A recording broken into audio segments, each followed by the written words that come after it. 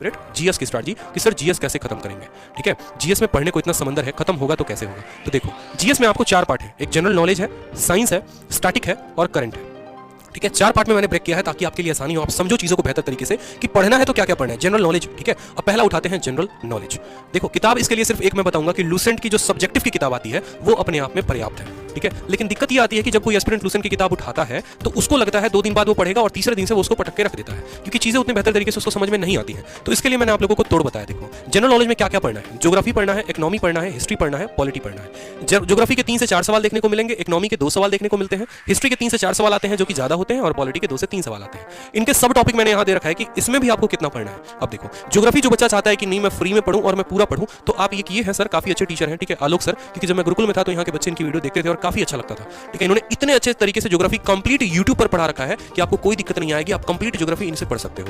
ठीक है, दूसरा इकोनॉमी के लिए ये भाई बंदा जबरदस्त, इसने इकोनॉमी कराया था, मैंने जब तैयारी की थी तो कंप्लीट इकोनॉमी मैंने इनसे पढ़ा था। एसएससी ब्लॉग्स नाम का एक चैनल है यूट्यूब पर, इन्होंने काफी अच्छे तरीके से 12-15 मिनट की वीडियो है, 20-20 मिनट की वीडियो है और उसमें इन्होंने पूरी की पूरी इकोनॉमी खत्म कर रखी है।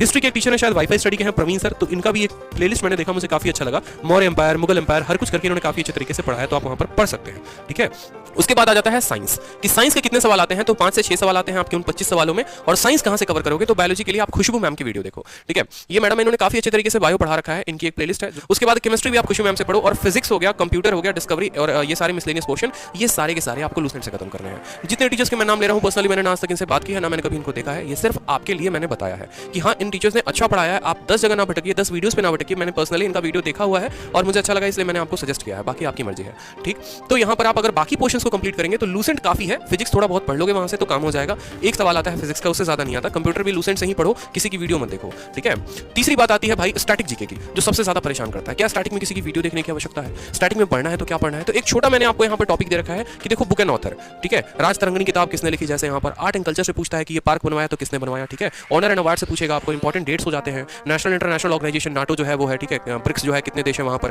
ठीक है, इस तरीके से स्पोर्ट्स और ये तो सभी की सभी जो है वो लूसेंट में मिल जाएगी आपको।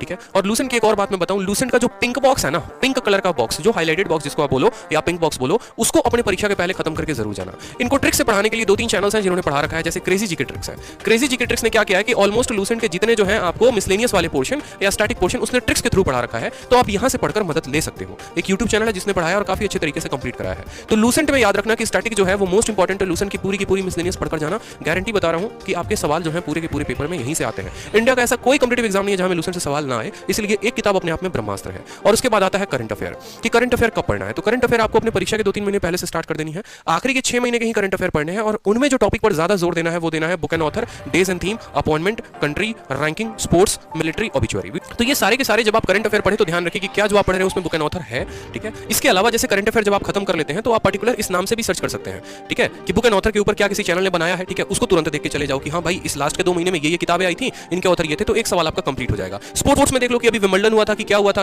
ठीक है, फीफा हुआ था, कौन जीता, क्या हारा, किसको कितने स्वर्ण पदक मिले, किसको कितने रजत पदक मिले। तो यहां से आप जो है sports and trophy topic wise भी कंप्लीट किया करो। मतलब एक तो होता है कि हम 6 मंथली कवर कर लेते हैं, एक होता है कि आप टॉपिक वाइज कवर करो। तो टॉपिक वाइज कवर करोगे ना तो ज्यादा होगा। जैसे मेरे में 7 क्वेश्चन आए थे करंट अफेयर के, मेरे सातों के सातों क्वेश्चन सही थे, इस वजह से मेरे जीएस में काफी मार्क्स बढ़ गए। ठीक है, क्योंकि मैंने करंट अफेयर को जो पढ़ा था वो तो मैंने मंथली तो पढ़ा ही था, साथ में टॉपिक वाइज भी ऐसे किया था। ठीक है, कि हाँ अभी रिसेंट में गवर्नर कौन है, क्या है, कैसे है। तो जीएस जो है इस तरीके से आपका कंप्लीट खत्म हो जाए।